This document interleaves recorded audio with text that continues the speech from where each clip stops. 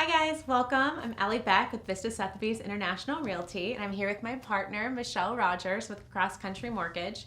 I love how often you come in and you share your knowledge on what's happening in the current market and what's happening with interest rates.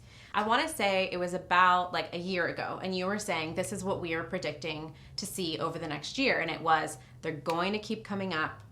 But don't worry, they're gonna hold and then they're gonna come down eventually. And so far, everything that you've predicted has come true. So what can you tell me of what you think next year is going to look like in terms of interest rates with the election?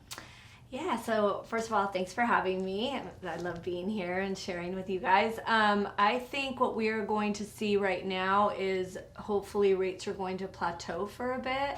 The Feds paused their rate hikes at their last meeting. We're hoping that they continue to pause any rate hikes in the short term, and then at some point in 2024, and we don't know if this will be in 3 months or 6 months, obviously there's a lot going on in the world right now that could impact this, but hopefully we will start to see mortgage rates begin a downward trajectory. Okay. So we are still expecting by 2024 to 2025 rates to hopefully come back down into the mid 5% range. That would be amazing. Yeah. That would be amazing.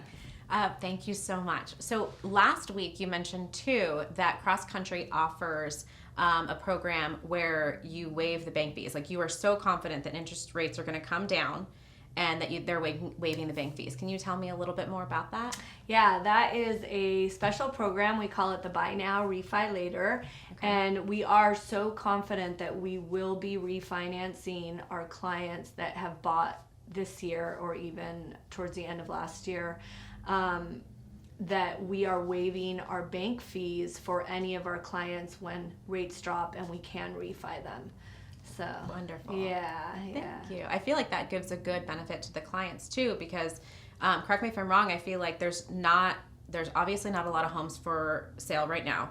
There's quite a bit of buyers, not enough homes, but buyers are still kind of hesitant. So if you were a buyer right now, would you say hold off and wait for the interest rates to come down, or would you say jump in now and not risk and potentially leave that appreciation on the table? Yes, I absolutely agree with the latter point you made. So if you look at all of the main indexes that track home value appreciation, we are going to have quite strong home value appreciation for 2023, Okay. and even stronger appreciation is predicted for 2024.